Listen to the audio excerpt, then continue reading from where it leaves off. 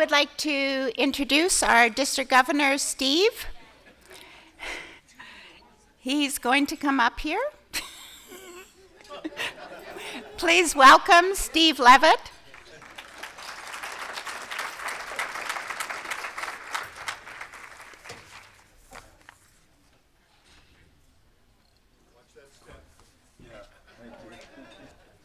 Thank you.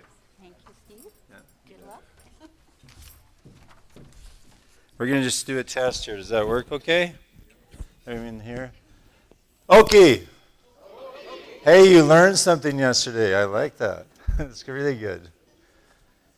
So today, it's great to welcome you back to our district conference. And it looks like a lot of you got out of bed and are here, so we appreciate you being here. And I was very impressed yesterday with our speakers, and the play last night was quite moving. It's the second time I've seen it, and so it was great to have that happen. So I'd like to have my slides come up if you could, please. That always helps, yes. So, Rotary District Conference 2023. It's we're almost a little less than halfway through, but we expect to have a great day today. We got a great group of speakers coming from all over North America, and so it'll be great to be part of that today.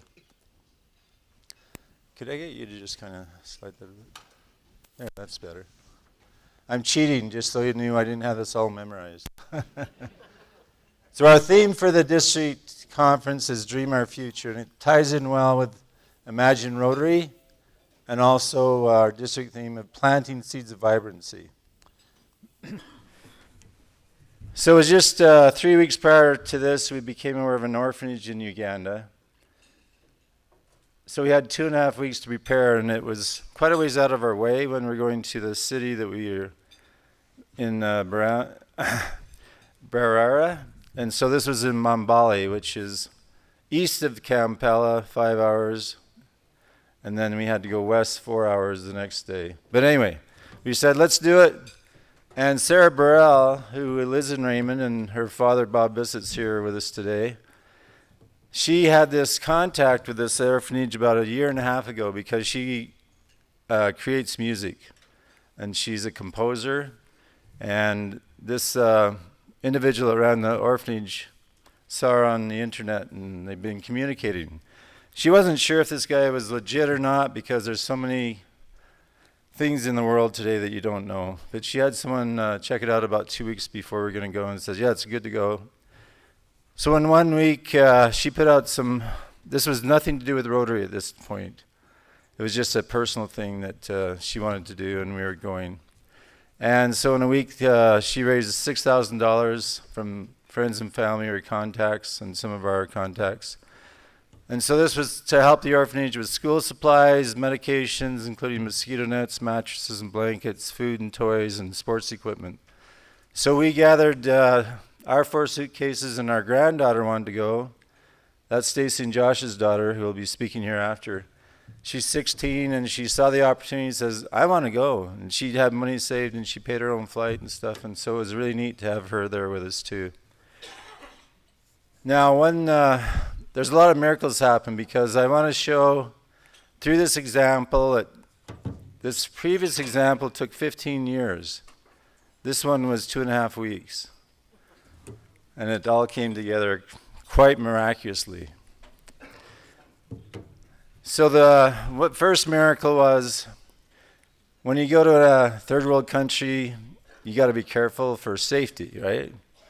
You think you're going to Africa, you don't know anybody. But we ran into Garth Toombs at a Rotary function, and he'd been there 6 months ago, and he gave us a name of a driver who was Jonathan, and he just did a tremendous job. In fact, a lot of those funds we transferred to him to buy the material in Uganda. And I said to Garth, I said, is he going to disappear with this money and never see him again? Oh no, he's going to be good. And so I appreciate that, and it was good because he was there with so many of our things we needed. Now, one other thing we needed was a small wheelchair for a girl in the orphanage. Her name is Joyce. She was 9 years old, and she just always lived on a little carpet, had no mobility. And so again, Sarah put out the call through her Instagram. And in 2 days, there was a lady in our community, her mother had just passed away, and she donated a wheelchair. And so we were able to take this little wheelchair. And then Christina Hazan, who you know, she's our incoming district governor after Kurt. She had a contact there. She does a lot of work in Uganda with hospitals. And this Asha she works with also does work with schools. So she was there to help us. And we contacted the local Rotary Club to make it more of a Rotary thing in Mbale, and they were there with 10 of their members to help the day we were there. So there were many miracles that happened along the way. So this all happened because we wanted to see our black son, and we did see him a little later, but that's the reason we went to Uganda, and it started all this. Now this is our granddaughter. She's learning what it's like to cook in a Ugandan kitchen. So it's just a room. They've got the little fire going there in the corner. They got the pots there to cook. No ventilation other than that little crack. So those cooks, they got to live in that smoke most of their life. So Izzy didn't appreciate that. But that's Michael. He's the director of the orphanage that we're able to see. Let's see. There we go. Now this is their room where they keep their school supplies for 45 children. Not much there. And we'll show you their classroom next year, I think, or it's coming up. Oh. Anyway, this is the little girl, Joyce, cannot walk. She's quite small, malnutrition and so on. But she's smiling, that's good. And then this is a little wheelchair that's quite a bit bigger than her, but she'll hopefully grow into that. So if I can just point out here, there we go. If you look at this screen, this is a director, and this was a helper. This was one of their teachers, our granddaughter Izzy. This was the president of the Mbale Rotary Club that was there, and of course myself. So just a whole bunch of people there to help this all happen that day. So this is one of the classrooms. It's pretty open air there, isn't it? So you can see they don't really have any desks. They just got those mats, not much for school supplies. And so we were able to take textbooks, pencils, erasers, and things like that just to help them move along in their schooling. And this is a group of all the students. And a lot of the community there, it's a village, so the people in the back, a lot of them are just curious. They're there to see what's going on. So they each got a little bag that Sarah helped put together, and that's toys and books and a little bit of candy and so on. They all enjoyed that. They basically sleep on the floor in a couple of little bedrooms. There was some bunk beds, but a lot of them just slept on the floor. So they all got blankets, and they also got some mats to make it more comfortable for them. This is the group of them. They got little T-shirts that said, "I am a child of God," and that's something my daughter put together that we're able to take with us. They really enjoyed that. They felt like they at least have something they can wear each day. And Izzy, she says, "I want to bring something I really like." So she had candy, and she got sworn with these kids just coming to get some candy. We had 2 suitcases of shoes donated, and so we laid them all out, and they could choose what they wanted and what fit. Kind of the amazing thing there was after the 45 orphans went through, there's probably still quite a few shoes left, and the director says, "I'll just keep in the suitcase as kids get older or whatever." And Izzy says, "What about all these village kids, and why don't we just let them come?" So he says, "Okay." So my wife and Izzy tried to organize things. They got mobbed, basically. And then after trying to keep them in line and so on, they said, "Okay, everybody, free for all, come and get them," and they're all gone. So there's great need for those kind of things. Now, this was actually 2 days after we were at the orphanage. And this is John. He went around with us to a school. His sister was kind of the director of the school. We went to 9 different classrooms and spoke. And we always had John talk about his experience of being an orphan, of being able to go through school and the hardships he had. And he said, if you want to do something, you just stick with it. And if you work hard, you're going to be able to achieve it. So that was a kind of a highlight for our trip too. Now, my wife was in that latrine about 3 weeks ago. She's lucky she came out alive. Because they had a big windstorm, and that's what happened to their latrine. And so they're building a new one now. That was sent to me after we got home, so I'm glad that my wife survived. So we've come back and said, what can we do locally to support this, to make it sustainable? Because that's a key to any project, is have it sustainable. So we have the local club in Mambali are willing to help us. We have Asha, who's a contact we got through Christina. She works at 3 other schools, and she's already helped us with the money we sent to get mats and mosquito nets and so on. And there's we want to offer scholarships for these youth. It's about $300 to $400 per year to go to secondary school. So we put this application together as a district grant. And then, of course, repairing buildings. They do have 2 acres of land. They provide rice and corn and so on for the kids. And so we want to enhance that ability for them to produce more. So when we dream our future, we need to think of what's the format or idea. And this one came together so fast, and yet it was such a great opportunity to just help those youth and have a opportunity to go forward with it. And then we need to get others involved, whatever they might be, bus drivers, other Rotary people, whatever we need. Get their contacts, have faith and courage to move forward. I mean, we weren't going to go, and yet we felt, yeah, there's a need there, let's go. And expect miracles, and the universe will help you dream to happen. And I know that really happened with us. There was, I think my wife kept a list of 17 miracles. We don't have time to go through them all, but that's where we are so far. And you can influence so many lives for good. So look for opportunities and make your project sustainable. And I really believe that's the key to dreaming our future, imagining Rotary, and moving forward.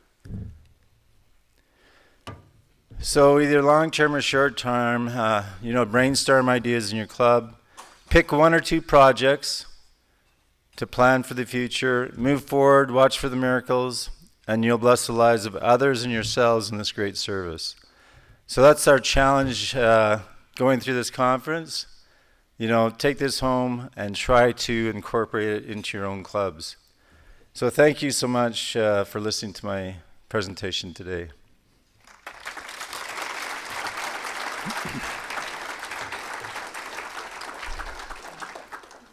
Now I have 2 guest speakers, traveled all the way from Rapid City, South Dakota. When I heard the theme, I thought, if I can get my daughter Stacey and my son-in-law Josh to speak, I think it'll be quite impactful, because I've gone along with them with their journey. So I'll first, I'll introduce both Stacey and Josh. They'll speak separately, but Stacey, she's our oldest daughter, and they've had a tragic loss in their family a while ago. And so by dreaming her future, she moves forward. She runs many service projects with her youth in Rapid City and helps transform youth lives. And then Joshua, her husband, he's gone from not liking to run to now running marathons and the longest quest and longer quests. As a co-founder of Survivors, a nonprofit designed to help those who have lost loved ones, through service to others, he now runs almost every day to inspire others to do good. He'll tell us about his dream of running to every capital in the United States to promote survivors in service. He asked me to go with him, and I said, forget it, man. I'm not running that far. So, Stacey, you can come up and...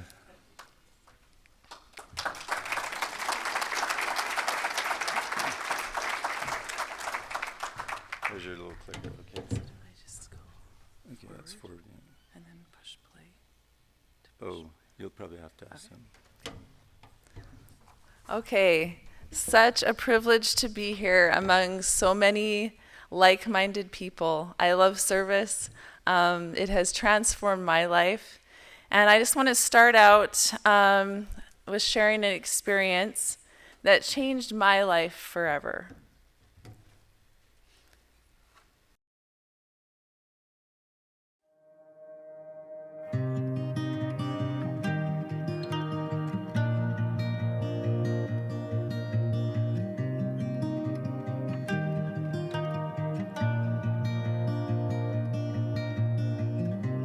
Found a lily in the sagebrush. I held it tight and my hands were trembling. We were drifting, caught in a current. Is it fate or circumstance? Darkness settles on faith has led me down on my knees, asking why, stumbling blind. Good night, moon, I love you one more time. I thought I was in control, but in a split second you were gone. We were just headed home, passing crosses on the side of the road. Now I see you and I feel you telling me every day it's all okay. There's no one to blame. It's an accidental heartbreak. An accidental heartbreak.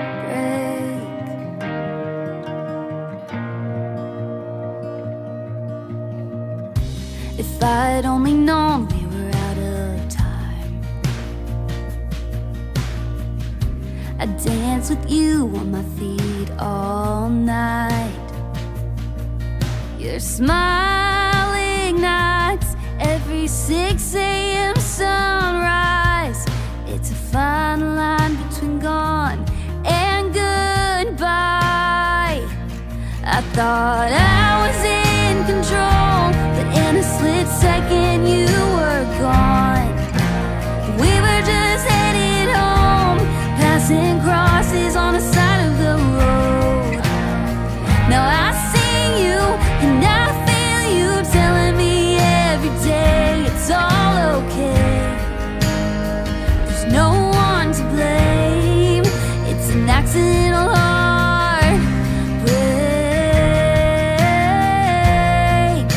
An accidental heartbreak.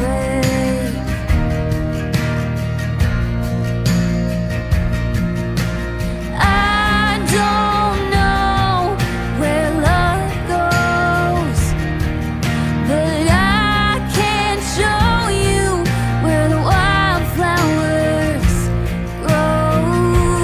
I thought I was in control, but in a split second you were gone. We were just headed home, passing crosses on the side of the road. Now I see you and I feel you telling me every day it's all okay. There's no one to blame. It's an accidental heartbreak. An accidental heartbreak.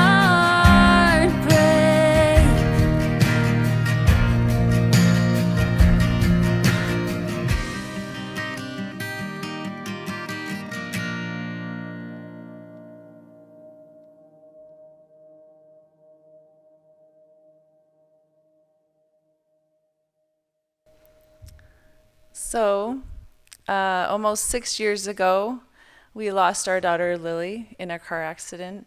We were coming home from an amazing trip to my sister's house in Florida. My parents had just gotten home from a 2-year mission in St. Lucia, and Lily had just a week before celebrated her 13th birthday. So My husband had left early to go back to work, and so it was me and the kids driving home from Denver, Colorado to Rapid City. And I accidentally fell asleep, and the car rolled 3 times. 3 of us were life flighted, and then 3 of my children were taken by ambulance to Wheatland, Wyoming. And such a chaotic time. I was, as you saw the picture, I was kind of out of it. I blacked out kind of here and there, but coming out of that, obviously the hardest thing that I've ever had to deal with in my life. And my sisters, they asked Josh, what can we do? And he said, live like Lily.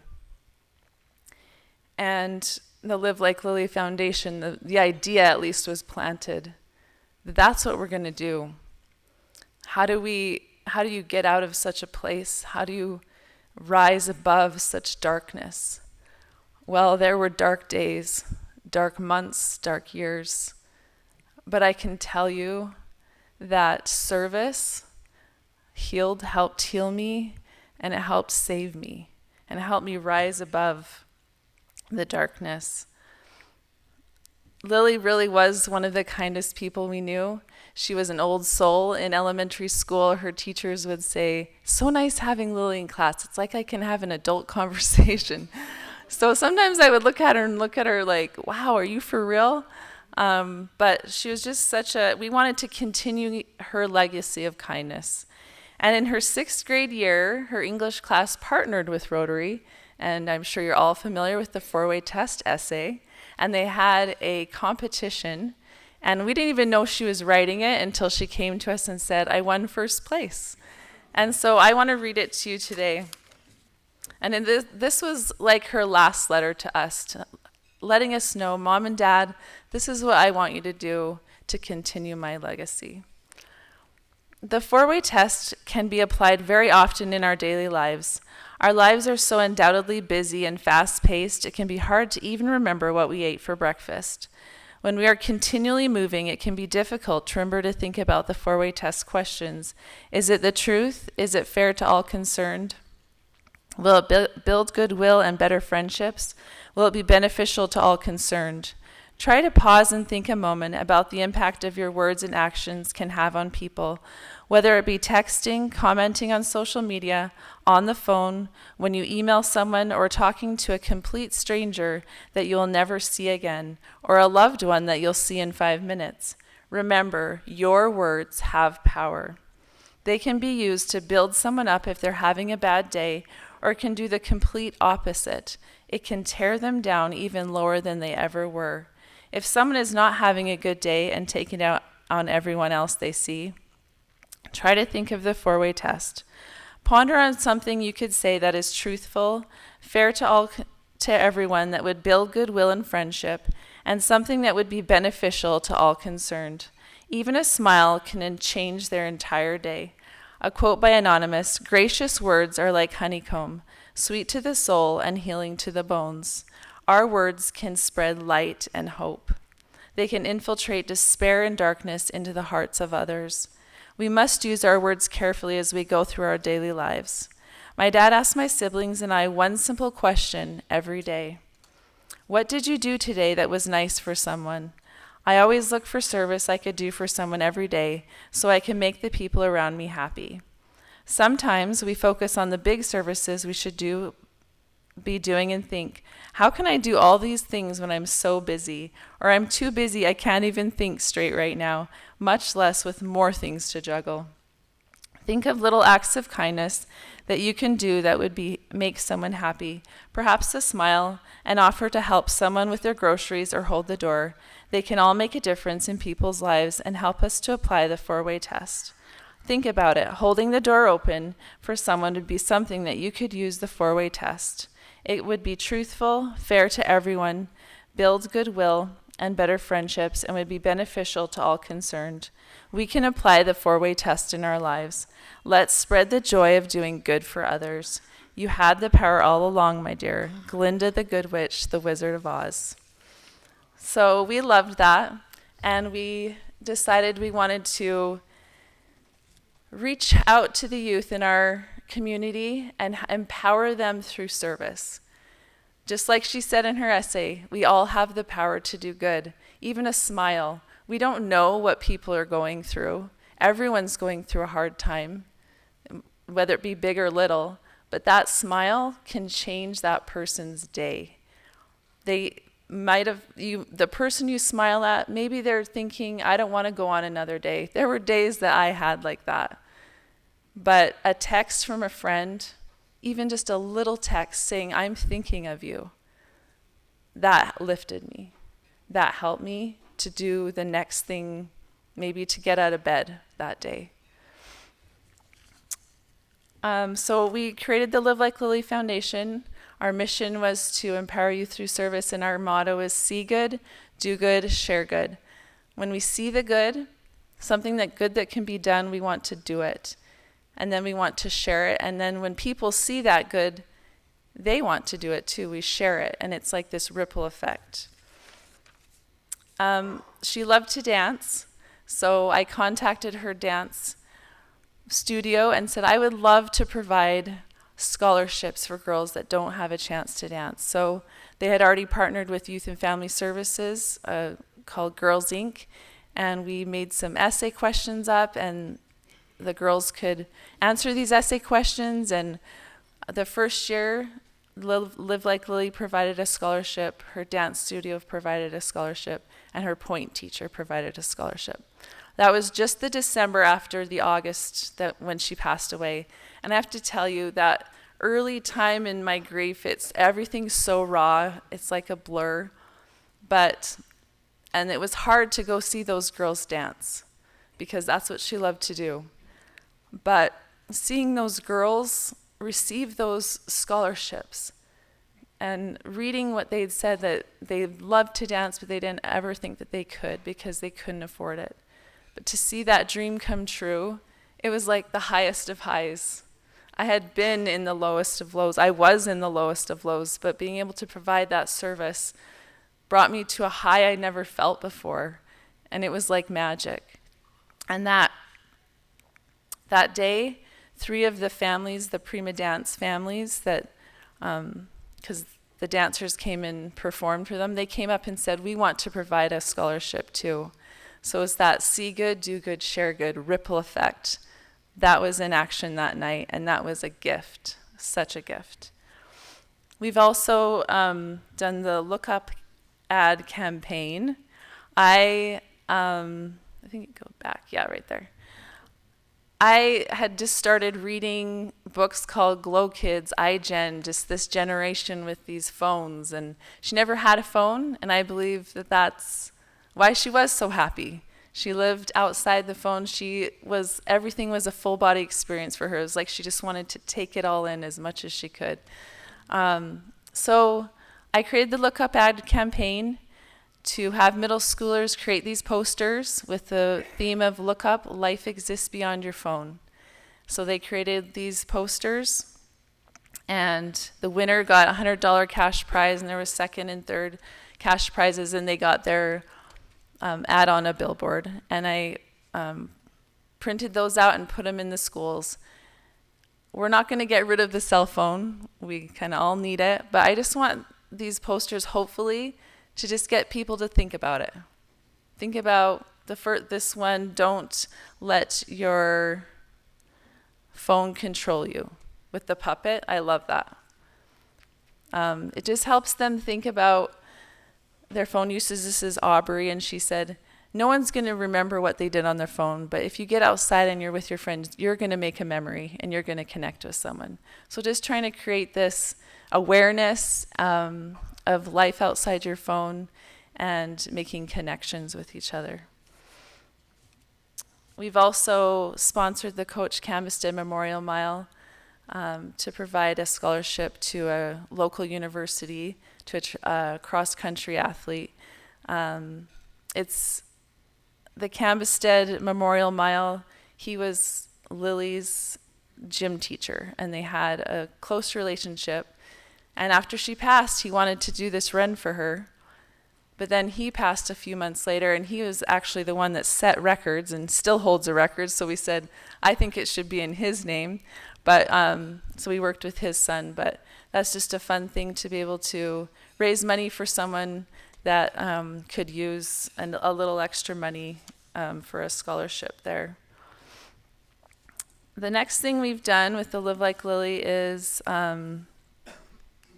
the Day of Kindness, and I'll just play the video, show you what that's about. Sometimes all it takes is a positive affirmation. When you share it with other people, it helps you feel good too. Hi, I'm Stacey Nehring, and I'm with the Live Like Lily Foundation. So our motto is see good, do good, share good, and our whole goal with the foundation is to empower youth through service. And we went searching around the school to see if we could find a good spot for the wall.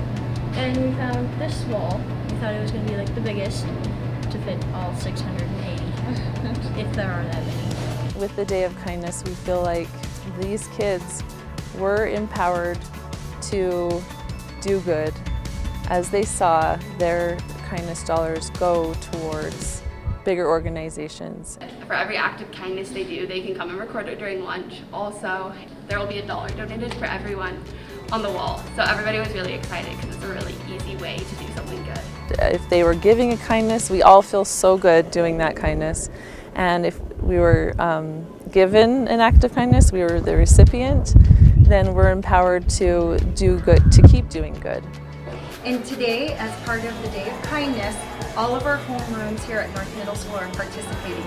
They are doing several different types of acts of kindness, whether it's peer-to-peer, peer-to-teacher. Our goal was to have as many acts of kindness as possible, and we feel like almost 3,000 acts of kindness was awesome for our first year of involving all of the middle schools and the high school and STM. This really is just a wonderful way to just call us back to really our source, and also to join people across the city, which I think the kids were like, oh, other schools are doing this at the other schools. I said, can you imagine a day of kindness filling all of our schools? Did 755 acts of kindness. So that's so awesome. And we have First Interstate Bank. They were our corporate sponsor for your school, and they are going to present the check to the club for boys. We wanted to have her kindness legacy, she was one of the kindest people we knew, live on. So our motto for Live Like Lily Foundation is see good, do good, share good.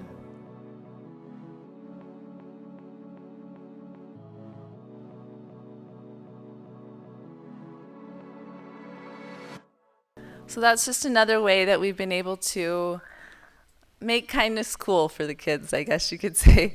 But just have them experience kindness, and to, we've had these nonprofits come in the next year and show them pictures and tell them about where their kindness dollars are going. So they don't, not only did they give that act of kindness to that person, their friend, the stranger at school, but they impacted it far more in their community, to that family, to that person that were able to receive those kindness dollars.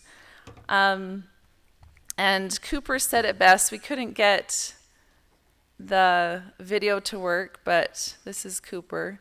He was the student body president at one of the middle schools, and he came up to me after I went and spoke to them, and he said, "Thank you so much for coming. It really changed our school this week. It was so nice." He said, "I felt it."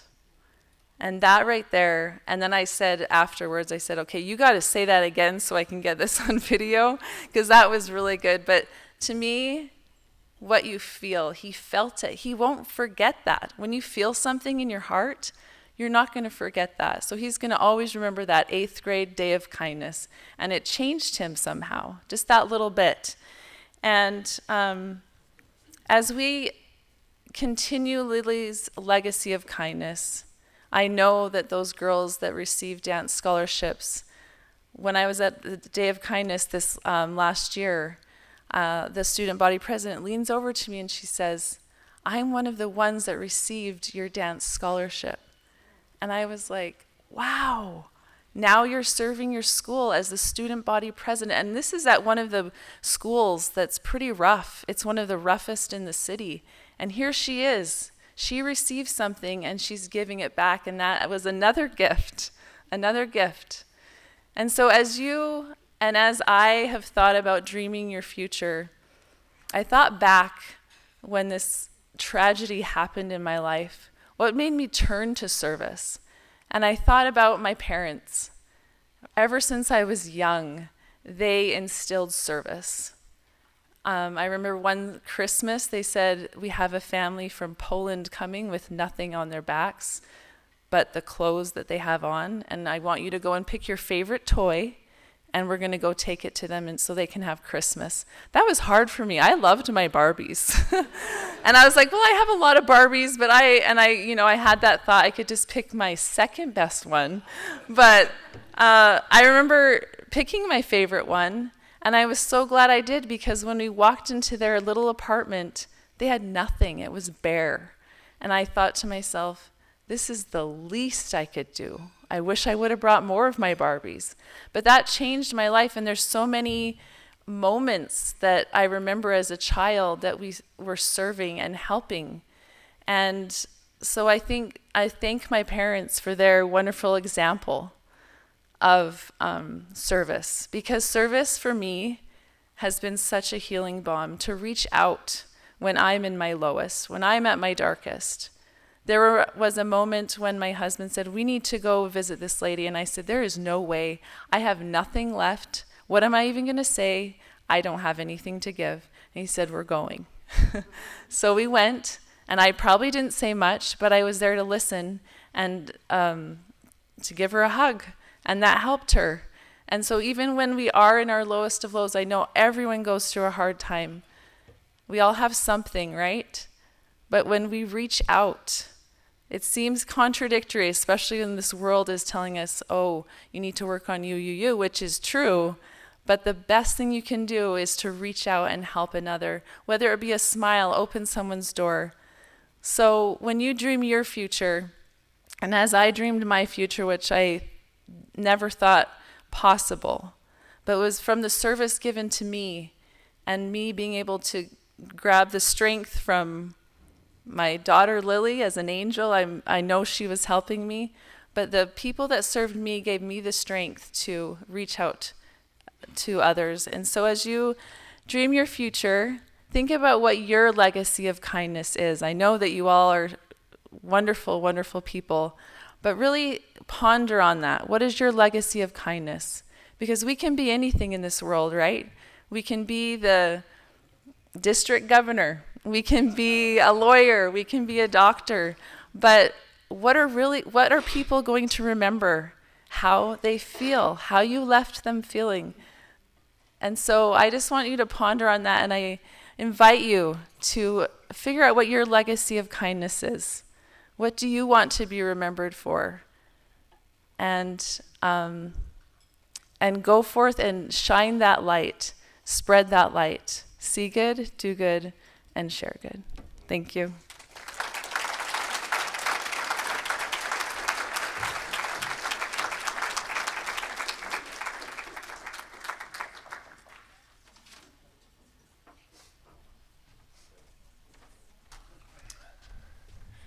That was a really dumb decision to go after her.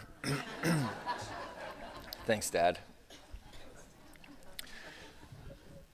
What an awesome experience it is to be here.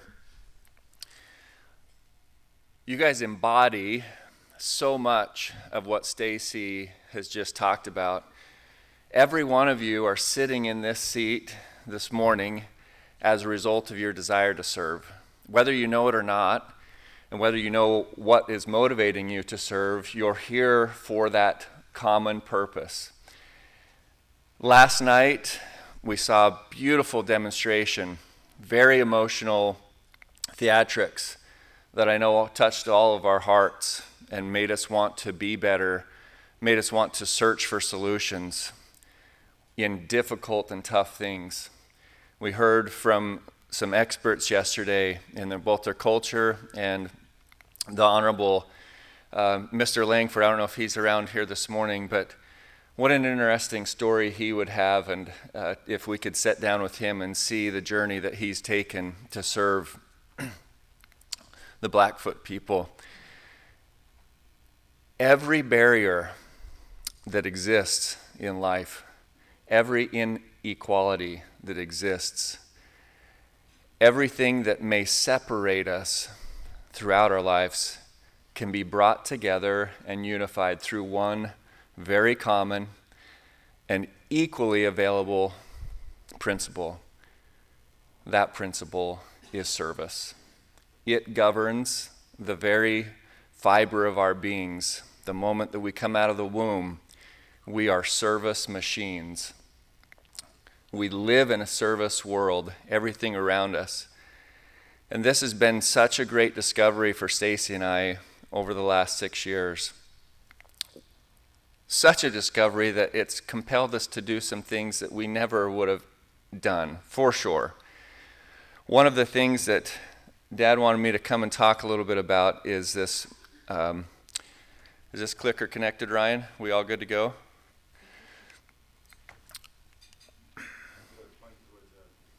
Pouring it, Ryan. There we go. This is our family, August 21st, 2017, at the time of one of the most memorable eclipses of my lifetime, and maybe of yours as well, in Honeymoon Island in Florida.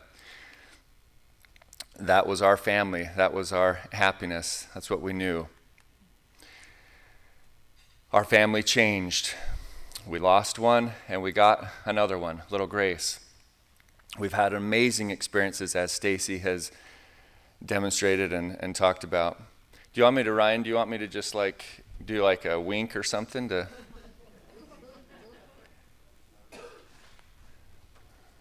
Use this clicker here? Gotcha. I've been told that if you give a clicker that you're not familiar with and there's a red and a green button, they say just push the green button. Okay, I'm going to go with that. So our family changed. Stacey talked about a lot of the experiences we had, and we created this foundation, Lily. It was amazing. It's been amazing. It taught us this principle or this cycle of service, which is simply changing the way that you see things and experience things and share things, because it's this machine of service that gets you going inside, and it's contagious in a very good way. This led on to the creation of Survivors. And this is not spelled the way that survivors should normally be spelled. If there's any English people here, I get that. I'm aware of that, all right? But what I want you to picture, if I'm the I in the middle, and we have the SRV on my right and the SRV on my left, I'm surrounded in service. Any time in my life, if I want to find the deepest satisfaction, if I need to find healing, if I need to find purpose, whatever it is, you surround yourself with service and you find magic. You find the purpose of our life. Whenever we reach that time that we depart, one of the things that we will all, common to all humanity, that we ask ourselves is, what is my legacy? What have I done with the time? And Survivors is an organization that we've created to teach families and individuals and communities who come across death and loss and hard things that service is the answer. Service is that unifying balm, that common thread that unites communities, that allows healing, that allows that what we need for all communities and all individuals to move forward with purpose. That's service. Through this, and you can practice our QR codes. I'm learning a little bit, but you can go to survivors.com. This is a donation QR code if you want to donate. We are trying to form a national organization, a little bit of international with Steve and with some of my contacts in New Zealand. But Survivors is trying to accomplish a great work to teach this concept of service. One of the things that has come to our mind and that we feel compelled to do is called the Black Pearl Project. Well, Black Pearl Project, Survivors, what on earth? Service? I lived in the Cook Islands for a little while, and I discovered black pearls. As you all know, pearls are formed from an irritant, something that's caustic, something that's not good gets inside of the oyster, and as a defense mechanism, it begins to develop this calcifying material to enshroud that irritant, to block it off. Well, what happens? Over time, these pearls become precious jewels that we seek out, and now we try and cause the irritant to get our pearls. And the black pearl is specifically unique because death is a uniquely hard irritant. It happens to all of us at some point or another. It happens. And it sucks. And it's dark. And it's not fun. But if we let time occur, if we can turn our hearts to service, I can promise every person that I meet, can look them straight in the eye and promise them that there is a gift in it, and that there is something beautiful waiting and forming and ready to come forth to change your life, to give you something to live for. So the Black Pearl Project is my family's mission for the next little while to prepare. We've got 1 year of preparation. And this is our funny little map. This is a hand-drawn map. That's kind of how it has started. We live in Rapid City, South Dakota, which is right there. So June of next year, we're going to start from the cemetery there where Lily her headstone is at, and we're going to go around all 48 capitals, running on foot, day by day, and the family's going to come with us as a swag support wagon, and we're going to make this journey for a year. What are we going to be doing this for? We want to, well, these are some of you guys get a little nerdy about details. These are some real little bit of details. It's a lot of miles, a lot of steps, and a lot of time on the road. So you can learn more if you want to reach out and contact us. We're going to be doing this for the purpose of creating survivors chapters. What is a survivors chapter? Well, it's literally like a Rotary district or community that joins together, and we want to partner these families and unite people who have lost common paths that they have come across, and we want to be able to teach them that we can serve together in those loved ones' honor and make a difference. They're gone, they're dead, we can't change that. What are we going to do? They don't want us to pretend like we're dead now. They want us to live. They want us to do something. And so we want to do that, and we provide ways for people to share their stories with each other, to connect to a national organization that we have through social media, and different service opportunities that we've been able to do with families that we've been able to reach out to. And it's a powerful thing. And I can see in my mind's eyes the families and the individuals that we will meet on this journey, the individuals that we'll be able to talk to and bring some light into that darkness, help them find that pearl. One of the other things that we're going to try and do is I'm building a survivors race series so that people can come together, and this is kind of the financial arm of survivors. Hopefully we can generate enough revenue through this race series. And its unique niche is that everybody comes and participates in honor of their loved one. We call them a backyard ultra. Some people call it the last man standing. But the idea is that you create an event or a venue, and it can be a walk, it can be a run, it can be a swim, it can be anything that you want in that community. And then we have people come and they participate, and they do one more lap for Jude. They do one more lap for Billy. They do one more lap or one more step or one more whatever it is for Lily. And unite these communities and give them an opportunity to put their lives into action to support these survivors, their local survivors chapter. We're having our first one in Rapid City in August, and I believe that things work out for good for all of us if we put our trust in service and in doing good to others. By a crazy things, this will actually end at 6 p.m. on Saturday night, the 26th of August. We didn't plan it that way, but the people we've worked with suggested this date. That's going to be, to the minute, 6 years that I received a phone call letting me know that I lost my daughter. To the minute. And it's beautiful. And I can tell you in so many amazing ways that service has allowed Stacey and I to move forward in an unbelievable way. It's allowed us to connect to people. It's allowed us to be here. We've connected to many of you just who have stopped by our little booth. When you feel, as we've felt here today and we felt last night and we felt yesterday, it changes us. We see differently, and we believe that you see good or better. And when you see better, you want to be better or do good.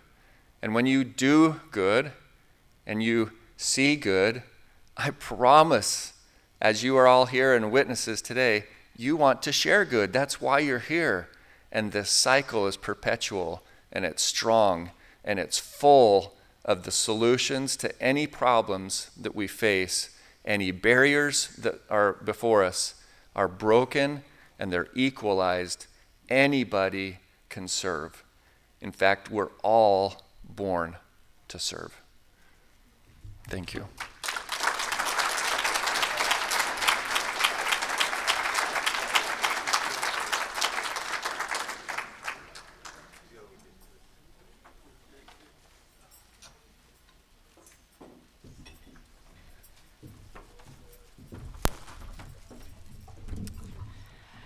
Well, that was an inspiration for all of us. You are amazing.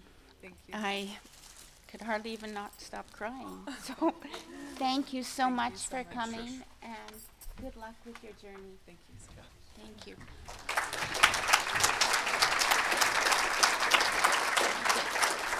I just want to take a moment and thank my daughter and son-in-law for being here and delivering that message. We've been part of that with some of the things we've been able to do together with them, and it's been great.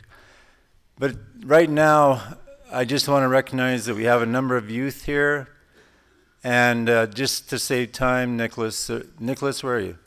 Yeah, I'll just announce. So Nicholas is leading the group of our youth. They're going to be doing some great fun activities today, and so they'll be going downstairs to where we had the social last night at Ezzy's.